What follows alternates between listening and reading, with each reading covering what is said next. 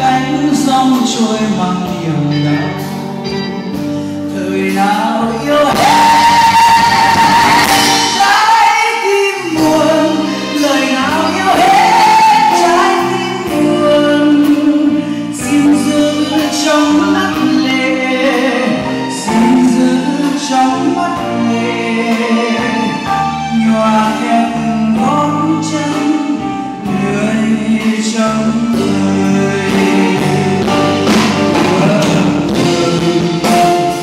Buổi chiều vô tư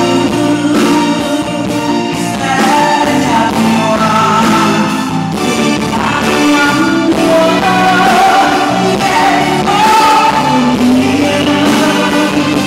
Tôi yêu ngày ta mới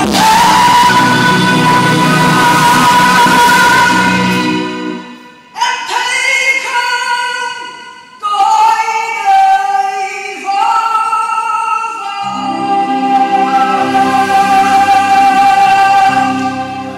Xin em hãy cho tôi tạ tình khi em đã đi qua quãng đời tôi. Dù một quãng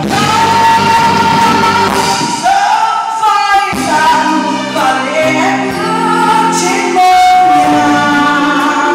Xin giữ trong mắt lệ, đôi mắt em rất buồn, và câu tình cũ xin gửi cho người.